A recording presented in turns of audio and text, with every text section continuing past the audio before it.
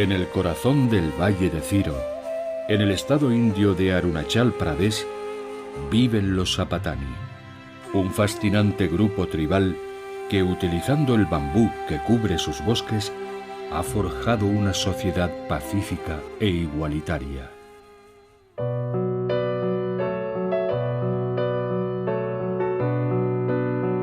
Bosques.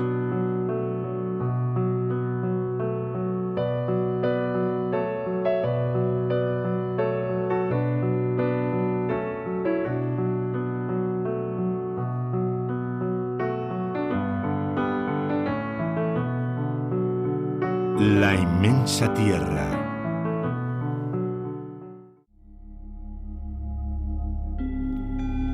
Los bosques ocupan más de la tercera parte de la superficie seca de la Tierra y siempre han despertado en el ser humano emociones contrapuestas. Sus tenebrosas profundidades continúan alimentando los temores infantiles, pero también han sido explotados sin piedad y contribuido al desarrollo de la civilización.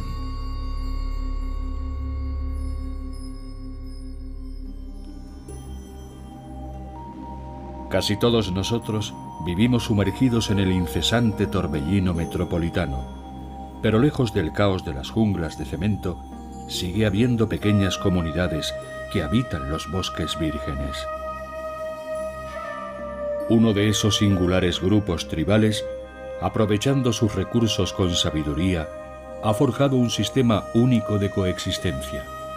Son los Zapatani del Valle de Ciro, un perfecto ejemplo de las ingeniosas maneras que tiene el ser humano de convivir con la naturaleza.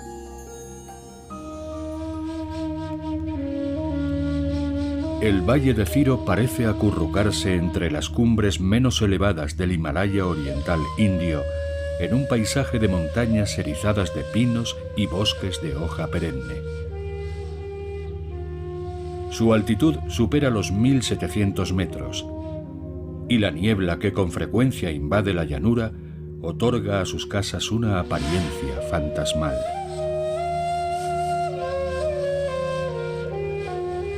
El origen de los Zapatani sigue siendo un misterio, ya que no existe ningún registro escrito. Pero su singular historia ha sido transmitida de generación en generación gracias a los relatos folclóricos tradicionales.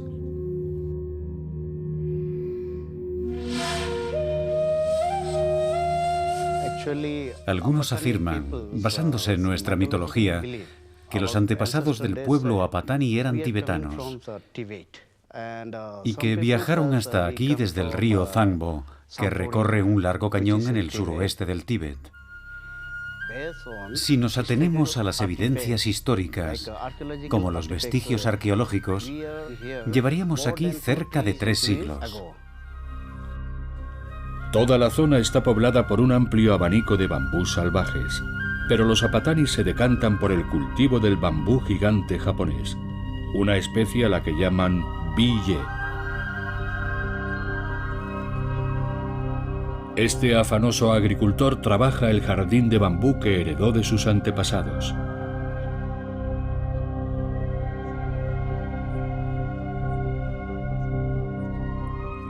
El bosque forma parte de nuestra vida y nuestra esencia. Por eso el pueblo Zapatani solo puede residir aquí, porque dependemos de él y conocemos sus limitaciones. El bosque pertenece a la comunidad, a todos sus miembros, a las familias. Sabemos que debemos cuidar de él sin sobreestimar su abundancia, ya que no es un recurso inagotable, y seguir cultivándolo para las generaciones venideras. Un alto porcentaje del bambú cosechado en los jardines será utilizado como material de construcción. Su recogida sigue un procedimiento marcado por sus profundas creencias espirituales. El bambú solo se puede cortar por el lado derecho y en diagonal para no perturbar a los espíritus que lo habitan. Esto es un dao apatani. Es una herramienta multiusos imprescindible en nuestra vida y llevarlo siempre encima es parte de nuestra identidad. La vaina que aloja y protege el dao está hecha de bambú y el mango fue elaborado con madera de abeto. El lado cortante de la hoja no es de doble filo. Posee un filo simple, porque si fuera doble, podría patinar sobre la parte lateral del tallo y resultaría peligroso. Nunca hacemos un corte horizontal a ras de tierra, porque eso permitiría que el agua de lluvia se infiltrara hasta la raíz del bambú, ocasionando daños irreparables. Cortar el tallo más arriba y en diagonal protege las raíces. Y así, durante la próxima estación, la planta cortada volverá a crecer de forma espontánea. El bambú gigante japonés crece a un ritmo vertiginoso, lo que convierte a esta especie en una fuente constante de material de construcción para las viviendas de los Zapatani. Su velocidad de crecimiento es extraordinaria. Un brote tarda tan solo un mes en alcanzar su altura máxima y se transforma en un ejemplar adulto en un periodo que oscila entre 1 y 3 años. Y a partir de ese momento ya se puede cortar. Es un bambú que crece muy deprisa y que por regla general se puede talar al cabo de unos 2 años. Los Zapatani lo usamos para construir nuestras casas o para otros fines domésticos, como fabricar muebles. También es utilizado para erigir resistentes cercas que eviten la intrusión de animales salvajes. El bambú lo es todo para los Zapatani. Es su principal sustento y el elemento más importante de su modo de vida. Por eso se afanan tanto en protegerlo. Algunos miembros de la tribu de los Zapatani organizan visitas pedagógicas para mostrar al mundo su estilo de vida. El pueblo apatani coexiste en armonía con estos bosques repletos de bambú, que sirven de base para nuestra artesanía. Con el bambú fabricamos diferentes artículos, como las pipi, que son unas esteras para secar los cereales, o las bayú, las cestas para transportar la leña. También utilizamos el bambú para hacer altares y santuarios, e incluso para alimentar el fuego. El suelo, las paredes, el tejado de nuestras casas, todo está hecho de bambú. En el pasado no teníamos acceso a otros materiales. Por eso hemos usado siempre el bambú, al que podríamos calificar como la razón de ser del pueblo apatani. Estas viviendas reciben el nombre de udes y están construidas casi enteramente de bambú. No poseen clavos ni pernos metálicos y pueden mantenerse en pie hasta 15 años. Antes usábamos mimbre para fortalecer la estructura, pero desde hace algún tiempo, por razones prácticas, utilizamos materiales plásticos. Algunos tallos de bambú son aplanados y expuestos al sol durante un año para eliminar la humedad y los insectos. Solo cuando estén secos serán utilizados para construir los muros de sus sólidas casas. Este apatani de 53 años va a reparar su vivienda antes de que comience la estación de las lluvias.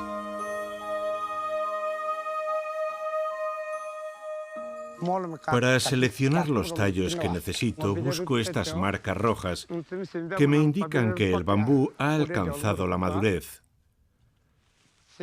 Para construir o reacondicionar tu casa, siempre debes elegir un bambú maduro, porque es menos probable que tenga insectos y sin duda durará mucho más.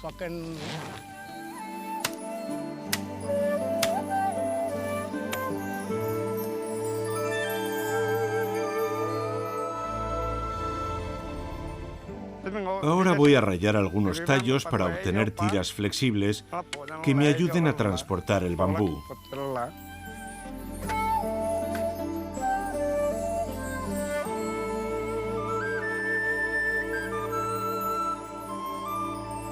Su intención es reemplazar los paneles que colocó hace 12 meses por paneles nuevos. Todos los años, mi mujer, mi hija y yo reparamos la terraza abierta donde secamos los cereales. Es un trabajo laborioso, pero muy necesario. Este es el procedimiento tradicional y el único que conocemos para construir y renovar nuestras casas. El bambú es un material muy útil. Es fácil de cortar y de transportar gracias a su ligereza. Sujetar unos tallos a otros es una tarea sencilla y aguanta muchos años. Hace ya muchos años, este pueblo ancestral perfeccionó el arte de usar el bambú, un material omnipresente en todos los aspectos de su vida. Las mujeres apatani también utilizan otro arte ancestral que les otorga su característico aspecto.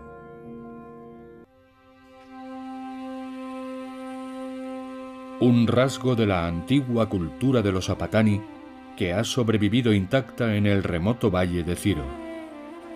En estos bosques de bambú que cubren las montañas y que este laborioso pueblo ama y respeta desde hace siglos. Mientras los hombres trabajan en los jardines de bambú, las mujeres permanecen en la aldea desempeñando múltiples tareas y haciendo gala de su tradición milenaria, lucen tatuajes y perforaciones nasales. La creencia de que empezaron a hacerlo para parecer menos bellas y así evitar ser secuestradas por otras tribus no es compartida por sus descendientes. Los apatani tenemos una identidad propia que expresamos de diferentes maneras. Y los tatuajes forman parte de esa identidad. En el pasado, todo el mundo pensaba que las mujeres apatani, con sus llamativos tatuajes y sus grandes perforaciones a ambos lados de la nariz, eran bellas y hermosas.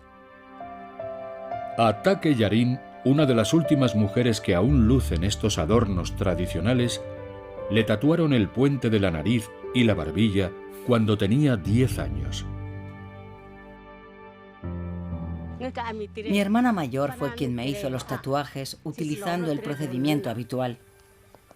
Primero hizo un manojo con 5 o 6 espinas afiladas, algo que se conoce como lobio tiré, y después puso el manojo contra el mentón y empezó a golpearlo con mucha suavidad. Pero aunque intentó no hacerme daño, lo cierto es que fue muy doloroso.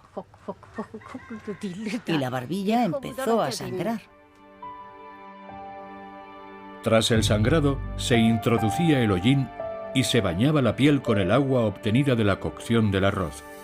Durante los siguientes días, se lubricaba la zona con sebo de cerdo. Y cuando por fin la herida desaparecía, la mujer podía lucir su tatuaje.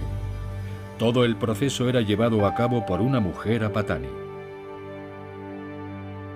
Las llamativas perforaciones son otro de sus rasgos distintivos. Primero nos perforábamos la nariz con una astilla de pino muy afilada, lo que resultaba muy doloroso. Luego, muy poco a poco, íbamos aumentando el tamaño de la astilla hasta obtener el orificio del tamaño deseado. Solo cuando fuera lo bastante grande, podríamos colocar el tapón. Usábamos leche materna para curar la herida.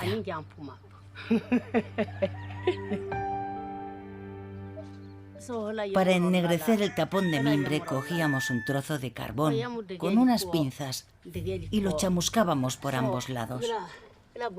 Después lo restregábamos contra un objeto duro para alisar su contorno y su superficie.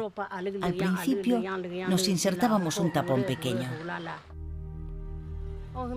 Pero poco a poco, de forma gradual y a lo largo de los años, íbamos colocando tapones más grandes. Y era un adorno que no menoscababa nuestra belleza. A todas se nos trataba como a mujeres hermosas, sin tener en cuenta el tamaño de las perforaciones. Nos sentíamos bellas. Las chicas de hoy se niegan a someterse a estas costumbres ancestrales porque piensan que es algo del pasado. Pero todas las mujeres zapatani son hermosas, tengan o no tatuajes y perforaciones. La paulatina construcción de carreteras en el Valle de Ciro obligó a los zapatani a salir de su aislamiento y a abrirse al mundo moderno. Un proceso que impulsó a las más jóvenes a abandonar algunas de sus costumbres. Pero no todas lo hicieron. Cuando era una niña y veía a las mujeres de la aldea luciendo sus tatuajes y sus perforaciones nasales, me quedaba mirando muy impresionada. Desde muy pequeña sentí deseos de seguir la tradición. Y a mis amigas les pasaba lo mismo. Y cuanto más grandes eran sus orificios nasales, más grandes quería que fuesen los míos. Cuando nos hicimos mayores, algunas decidieron borrarse los tatuajes y les quedaron cicatrices. Yo no me los borré, porque no me molestan. Lo que sí hice fue quitarme los tapones y coser mis dilataciones nasales, porque eran muy dolorosas. Pero sigo pensando que mi madre tiene un rostro maravilloso. Sus armoniosas facciones son una muestra viva de la evolución de su cultura.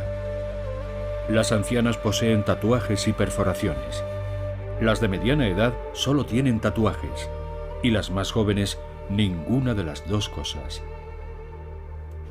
Pero otras costumbres ancestrales siguen estando muy vigentes. Las zapatani siguen practicando una tradición conocida como Chichinchini, el arte de tejer. Estos chales de algodón son confeccionados con una rudimentaria máquina que también está hecha de bambú. Un artilugio que las zapatani manejan con extraordinaria destreza. Este es el sencillo aparato que utilizamos para tejer. Este cinturón de color claro que llevo alrededor de la cintura sirve para sujetar todo el telar y evitar que se mueva. La máquina posee varios tallos de bambú de diferentes grosores por los que pasan los hilos.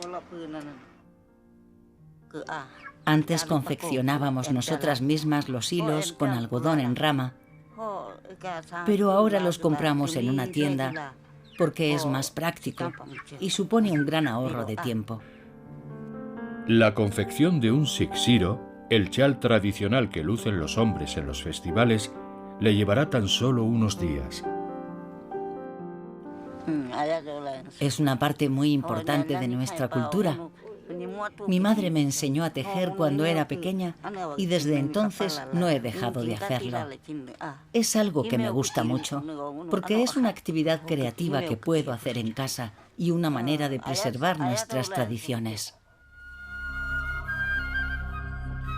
Mientras las mujeres trabajan en la aldea, los hombres prosiguen su labor en el bosque. Permanecerán aquí hasta que se ponga el sol, lo que les ha obligado a perfeccionar el arte de usar el bambú para cocinar al aire libre.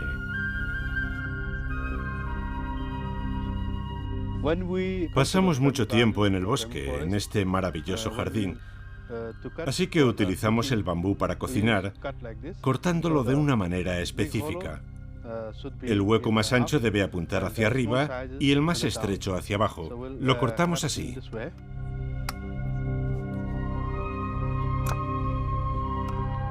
Y ahora pondremos dentro los huevos y el arroz, lo llenaremos de agua y lo colocaremos en la hoguera.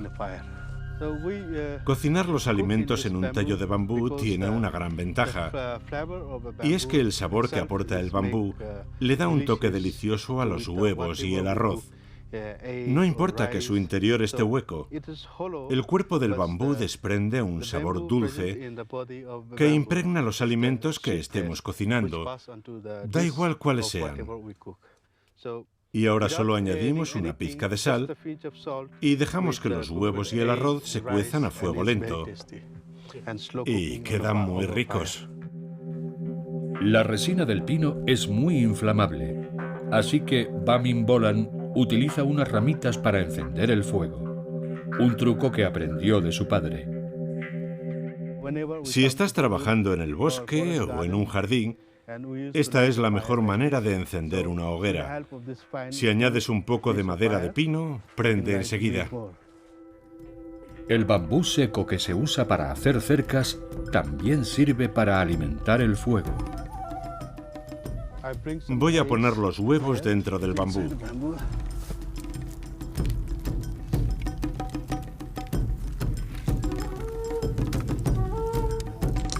Y después de batirlos durante unos segundos, los pongo al fuego.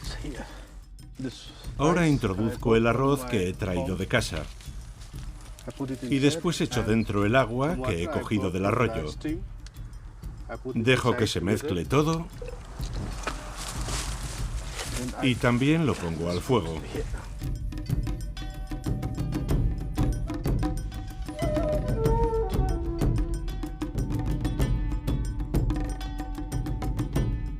Doblo un trocito de bambú y ya tengo unas rudimentarias pinzas que me permiten girar los tallos que están en la hoguera para que no se chamusquen los lados sin quemarme las manos. Cocinar con bambú es rápido y sencillo. Esto estará listo en 5 o 6 minutos. Los Zapatani comenzaron a cocinar con bambú para prolongar sus jornadas de trabajo en el bosque. Pero con el paso del tiempo terminó convirtiéndose en una costumbre tradicional. Esto es algo que aprendí de mi padre. Y siguiendo su ejemplo, yo se lo he enseñado a mi hijo para que la tradición continúe. Los Zapatani conviven en plena armonía con la madre naturaleza. Siguiendo las técnicas ancestrales, cultivan y cuidan los bosques con mimo y consideración. Y utilizan el preciado bambú con sabiduría, sin explotarlo con fines comerciales. Los primeros habitantes del Valle de Ciro tuvieron una visión de futuro: desarrollar un modo de vida sencillo y perdurable. Una concepción que permitió prosperar a un pueblo que muestra un profundo respeto por la tierra y la cultura que heredó de sus antepasados. El bambú nos da la vida.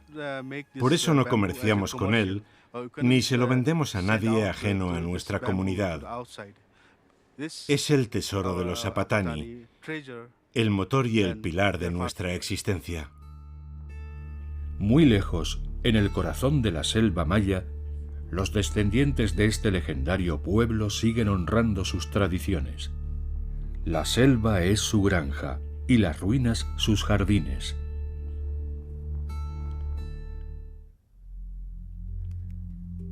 La selva maya posee una extensión de 42.300 kilómetros cuadrados y es la segunda mayor selva tropical de América. Comprende parte del territorio de Belice, el norte de Guatemala y la península de Yucatán, y es la cuna de la antigua civilización maya. Sus frondosos e interminables bosques siguen siendo el sustento de sus descendientes. La ciudad de Felipe Carrillo Puerto se encuentra en el estado mexicano de Quintana Roo y fue fundada por los antiguos mayas con el nombre de Chan Santa Cruz. La cultura maya fue una civilización mesoamericana que consiguió extraordinarios logros durante más de 2 milenios y destacó por su arte, su arquitectura y sus conocimientos matemáticos y astronómicos. Otra muestra de su sabiduría fue la singular relación que establecieron con su entorno tropical, un vínculo basado en el respeto mutuo que sus descendientes han mantenido. Victoria es ecologista y asesora a los habitantes de la región sobre el cultivo y el cuidado del bosque.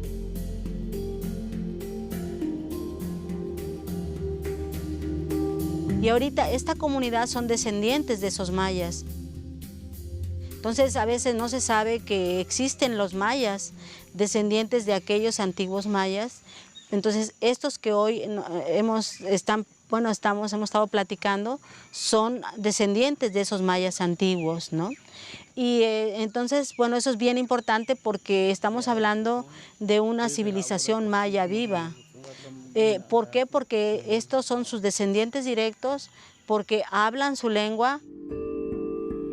La selva ayudaba a los antiguos mayas de múltiples formas.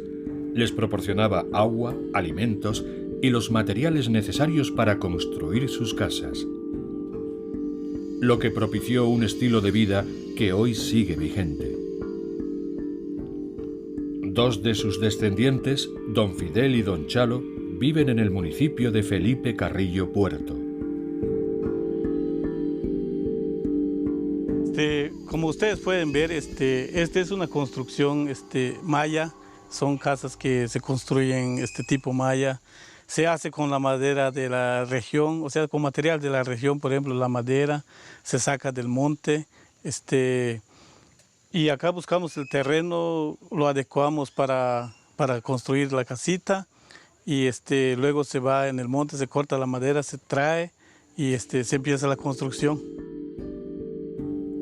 Los tejados están hechos con hojas de palma de guano, muy abundantes en la selva mexicana.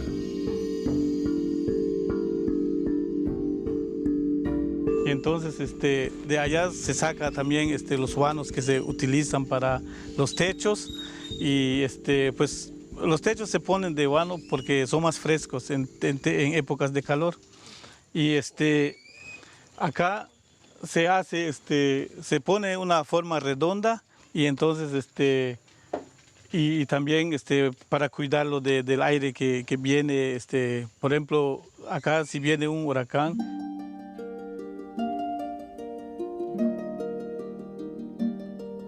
Los mayas amaban los bosques y eran unos apasionados expertos en su cuidado y conservación.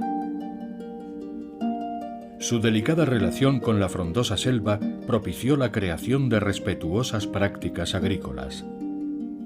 La agricultura era su mayor sustento y la dependencia de determinados cultivos, como el maíz, dio pie a un sistema de producción conocido como milpa.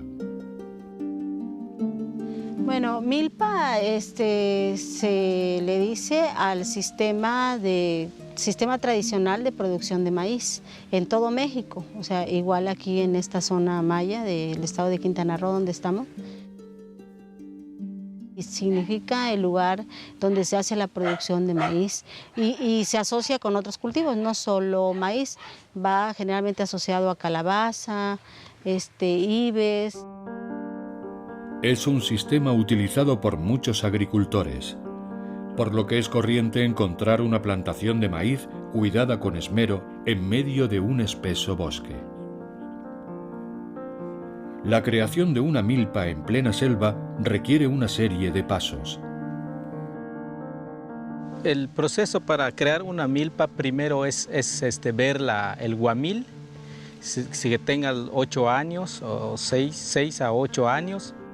Un guamil es una zona del bosque que permanece cierto tiempo en reposo tras ser usada como milpa. El guamil no se siembra durante al menos 6 años, y aunque el tiempo medio de reposo oscila entre 8 y 10, no es raro que algunos campos no se vuelvan a explotar hasta pasados 15 o incluso 30 años.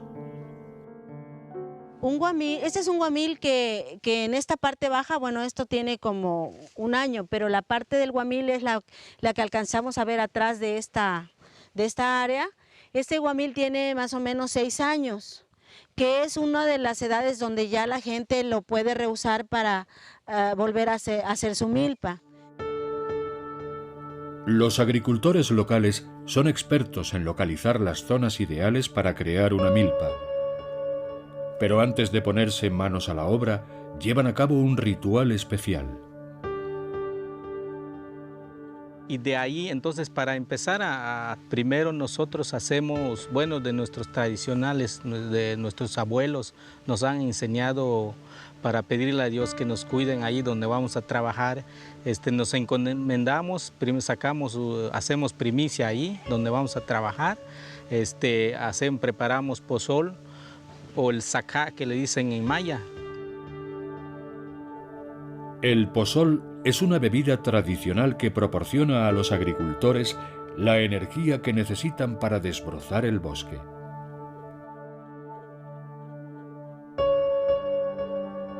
y ya lo vamos poniendo en el altarcito para que ya don Amado pues ya que le pida a Dios que nos cuide siempre, donde sea que andemos y trabajando o andemos trabajando en otros lugares igual. Esa es la creencia que tenemos aquí en la zona maya. Porque de ahí vivimos, entonces por eso lo vamos a cuidar, para que se quede a nuestros hijos, no lo vamos a maltratar, sabemos trabajar.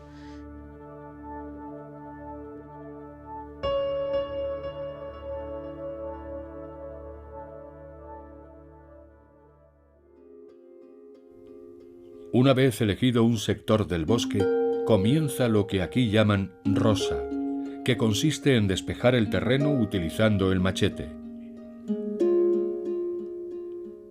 Después se talan los árboles, un proceso que se conoce como tumba. Lo que es la rosa, tumba y quema lo aprendimos de nuestros abuelos, los antepasados. Así hacemos la milpa.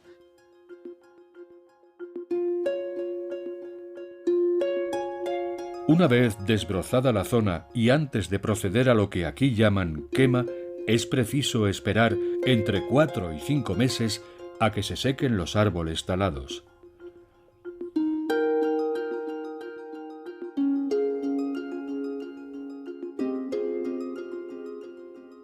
Después de que se seque todo ya lo que tumbamos, entonces ya lo podemos quemar, ya podemos entrar a ver, a checar cómo está el aire para poder quemarlo, para no quemar a otros milpas, porque a veces también están pegadas las milpas. Primero checamos o prendemos un encendedor o con las mismas hojas nos muestra cómo va el aire. Entonces donde vemos que está yendo el aire, entonces nosotros lo vamos a prender enfrente.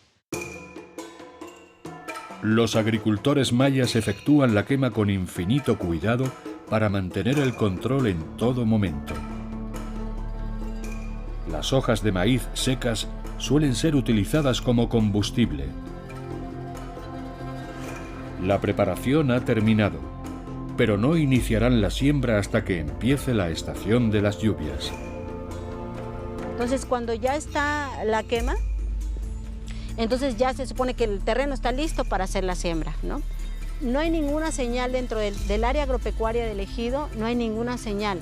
Uno, si no conoce, pareciera que es todo un área de selva secundaria de diferentes edades y no veo uno no ve fronteras.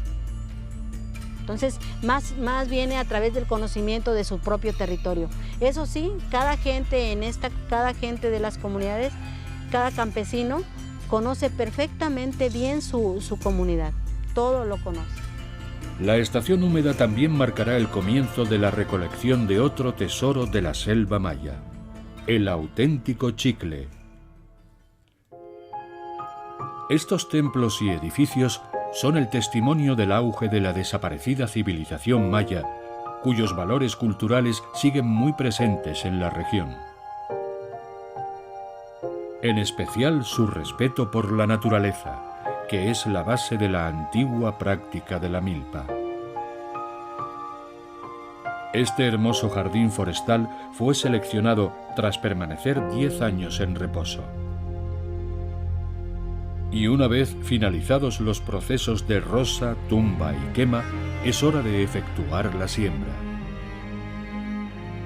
Don Chalo y sus compañeros comenzarán plantando semillas de maíz.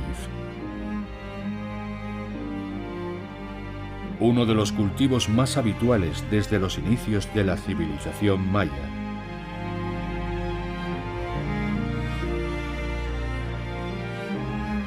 Y entonces ya viene la siembra, donde ya la gente se auxilia con una herramienta manual. Es una herramienta hecha de madera que se llama espeque, que finalmente es como una estaca, que la gente lo toma de cualquier parte de las áreas de vegetación, y con eso se ayuda para ir haciendo la siembra, ¿no? Entonces va buscando los lunarcitos del suelo, porque en esta zona donde estamos es una zona con suelo muy pobre. Es una tierra que generalmente está con piedras, ¿no? Piedras y suelo y tierra. Y entonces la gente va buscando los lugarcitos donde hay tierra, ayudados con el espeque, hacen un huequito y dejan caer 3 semillas. Ya luego, después de 3 meses que se germinó y todo el proceso de... Entonces, nace el elote y pues es la cosecha que se está haciendo. La milpa es un sistema de agricultura sostenible que impulsó el crecimiento de todo tipo de variedades de maíz. Pero hoy también se usa para cultivar otras especies, como el frijol o alubia y la calabaza. Don Fidel conoce todos los tesoros que les brinda el bosque.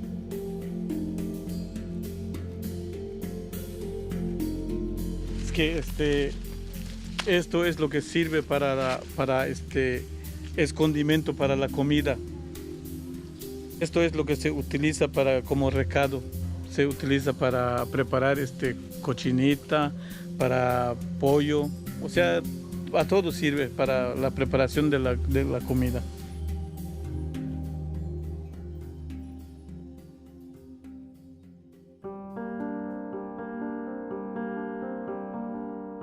También a lo mejor no se pudo ver, pero aquí el sistema de almacenamiento, como es maíz para todo el año, la gente hace lo que se llama una troje.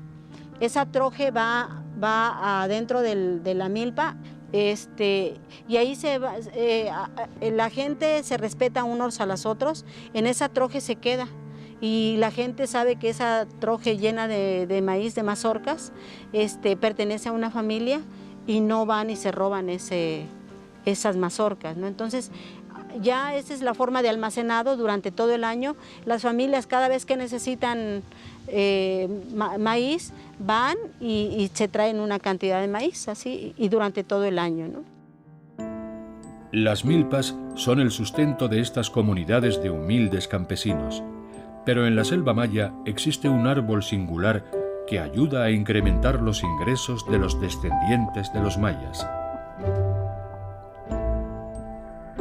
El manilcara zapota o chicozapote, un árbol muy abundante en Centroamérica, se hizo famoso cuando su savia comenzó a ser utilizada para fabricar chicle.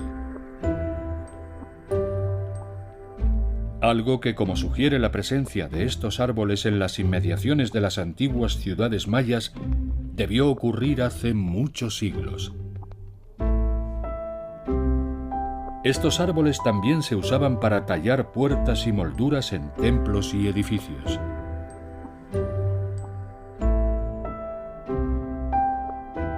Porque se habla que los mayas hicieron ese manejo de estas especies. Especialmente el chicozapote se usa la madera, se usa el látex y se usa el fruto. Entonces el látex hasta hoy mismo es utilizado y es de ahí donde se obtiene la goma de mascar, el chicle, que bueno, en México le decimos chicle. Los lugareños que cosechan esta sustancia son conocidos como chicleros, un oficio que Basilio aprendió de su padre y en el que comenzó a trabajar a los 16 años hace ya más de 2 décadas. Son árboles fáciles de identificar por los cortes practicados en su gruesa corteza. Los más viejos son los mejores. El chicozapote necesita recuperarse después de cada extracción, así que cada árbol cosechado permanecerá en reposo durante al menos 10 años. Basilio ha encontrado un tronco perfecto. Así que, blandiendo su machete, comienza a efectuar cortes poco profundos. El proceso es similar al utilizado con el árbol del caucho. Los tajos practicados en el tronco hacen que éste segregue su savia blanquecina y que ésta descienda por los cortes en zigzag hasta una sencilla botella. Basilio escala el árbol con la ayuda de una cuerda y va efectuando cortes adicionales.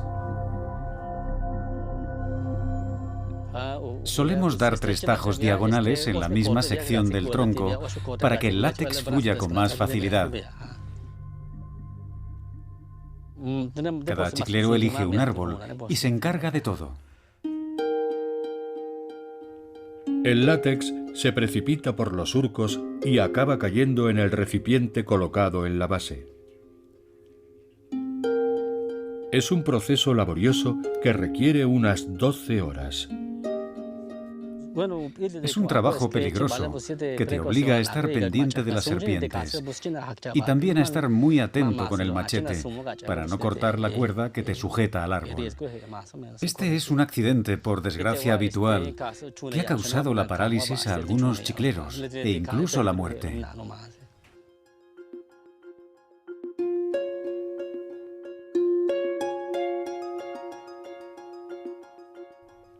Tras una dura jornada en el bosque, Basilio vuelve a casa con el látex que ha recolectado y lo cuece durante varias horas para aumentar su viscosidad. Sus hijos le ayudan a hacerlo mientras aprenden el oficio. Me gusta enseñarles cómo se cosecha y se elabora el chicle, porque es un trabajo que se aprende con la práctica y fortalece nuestras tradiciones. Quiero que sigan el ejemplo de nuestros padres y abuelos. Cuando el látex caliente se vuelve masticable, Basilio masca una pequeña porción y comprueba que, aunque aún no tiene sabor, su textura es similar a la de un chicle industrial. Ya está listo para ser vendido en las localidades vecinas. Después de cocer el látex, lo introducimos en unos moldes de madera para que adquiera esta forma cúbica y después lo transportamos a los mercados cercanos para proceder a su venta. Lo normal es que nos paguen por cada kilo unos 4,5 euros. Es el mejor precio que podemos conseguir. La historia del chicle comenzó hace siglos. Su propósito inicial fue saciar la sed de los mayas que trabajaban en los bosques. Pero con el tiempo se convirtió en una importante fuente de ingresos para sus humildes cosechadores. Muchas compañías han empezado a usar alternativas sintéticas y más baratas, pero el chicle del chico zapote sigue siendo la opción más sana y orgánica, lo que ha propiciado que esta industria artesanal viva un nuevo auge.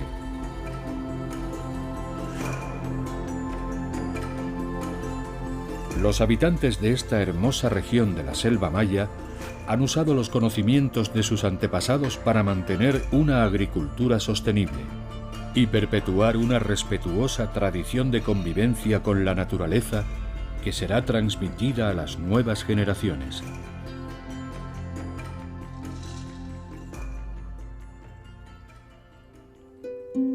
Algunos bosques de la Tierra se encuentran en parajes aislados y casi inaccesibles. Pero eso no impidió a los descendientes de los mayas, ni al pueblo apatani, fundar comunidades humildes y prósperas, que aprendieron a subsistir con lo que la naturaleza les brindaba, formando sociedades pacíficas y respetuosas con su entorno, que son un ejemplo y un modelo a seguir para el resto del mundo.